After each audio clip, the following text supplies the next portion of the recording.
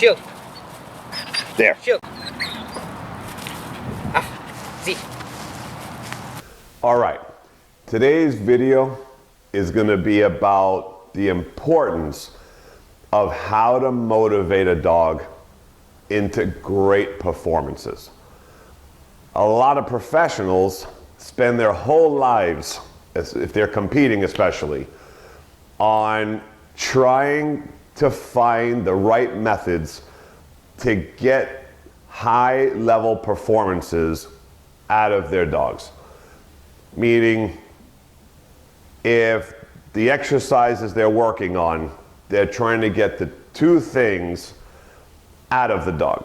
One, do the exercise as exact as possible, and two, as quick as possible.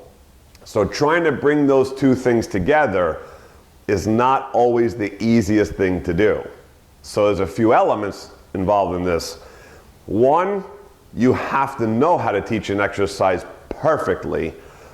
Two, which most people find very challenging, is if you can find how to get the dog to do the exercise perfectly, can you make that dog fast? I have mentioned this in other videos. I'm personally a stickler. I want as much speed as I can possibly get out of a dog. Down. Sit. Down. Sit. Sit. Down. Come. Why? The challenge in dog training is not really that you can get the dog to do something. The challenge is how much speed can you put on that dog? That's the challenge. For me, because I love a challenge, I want to make dogs as quick as possible when they do something. And that's the balance that every top professional, especially if they're competing in sports, is trying to achieve that. So here, I'm going to show Khaleesi's. I just put Khaleesi's up a few days ago. Now, I showed here Khaleesi's doing her circle around the body backwards. Right. Mm-hmm.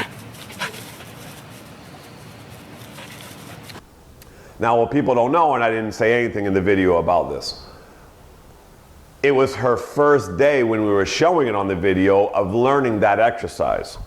Now, number one, if you see it, people don't realize that little circle around the body, how difficult that is to teach.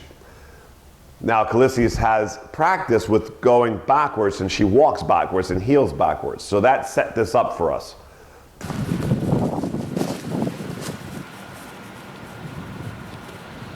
Now you're going to see here with the first day, you're going to see Ben's hand with the ball moving around Khaleesi's, guiding her with the ball around, because it's her first day. Right. Mm-hmm. It was so good, even for the first day, that I put it up and used it in her sequences because it still was very good. Shield. Wait.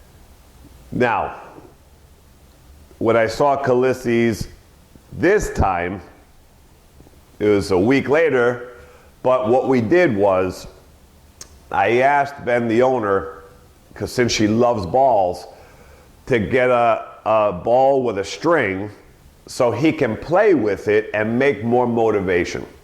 Just release her and just make her miss, right? Just play with her, right? Right, so, right, and then there, right, close, right, and then what? I want to make her quicker in all of her things.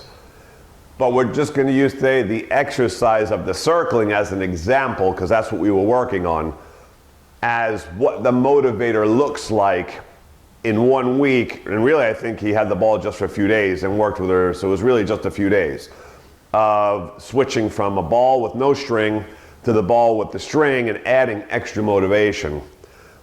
And what the performance looks like just days later from this Right.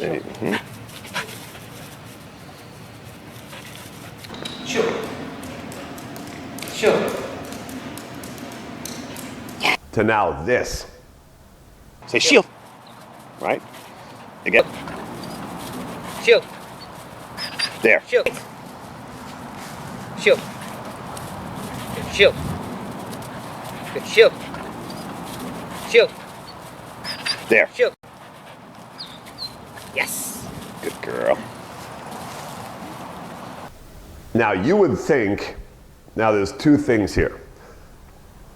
One, there's no more Ben putting the ball around his body and helping her with the ball to go around. You just say it and she just goes. I mean, lightning fast. You would think that I sped the video up and put it on fast forward the way she's spinning into that thing so fast. Say shield. Right. Again. Shield. There. Shield. And it's regular motion video. There was nothing touched up with this. That's how fast this girl is going around that body now.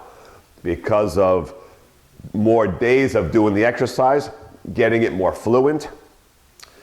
2, adding an extra motivator to put her into an extra gear to want that toy. Adding that performance, right? So it's blending the exercises together, knowing what's gonna motivate a dog to make them really quick and responsive and fluid, getting the best out of the dog. And that's exactly what we have here, especially with this exercise. Now you're gonna see here, because Khaleesi is so motivated now with the new toy and understanding when Ben says shield, exactly what she's supposed to do on the cue now without any of the gestures. Now, while Ben's standing there, we're talking, she just decides she can't take it anymore. And she starts doing a shield herself, trying to see how to get him to give her that ball. So she just starts pulling things off and starts doing the shields by herself. What you're gonna do is, when you see the slowdown, give her a reward. Right now, you see that behavior, right? And that was her offering a shield without asking, because she's, how do I get it, man? So you're gonna hold the ball up to your left. Right, cause see the, right, and then you, right, so you do your shield. That's her doing it. Right, and do it again. That is motivation. That's a dog now telling you, please, how do I get that toy? I mean, you're holding off too long and you haven't asked me for anything. What do I have to do to get that toy? So she just starts going around Ben for nothing, trying to see if that would work and give it a gamble. Like, okay, you saw that? Did that work? How about now? That's what we want, to see a dog working and trying, and we haven't even asked for anything. They're dying to get that toy or reward. So this is what you need to achieve and find when you want to get the best out of dogs. You have to find the right motivators. Not every dog's the same. Some are very food driven and not that toy driven. So that means you would have to work on seeing if you can amp up that toy drive in that dog. But the thing is, you would have to have good skill to know how to get that out of a dog and build toy drive on that side to be able to do that. So that's another tricky thing. So you pick, find what makes your dog crazy, and you have to build those motivators. So even if a dog has a lot of motivation for something, you have to build it more. So very important skill when you want really, really high level obedience and you tricks or whatever you want to do. You have to be a great motivator.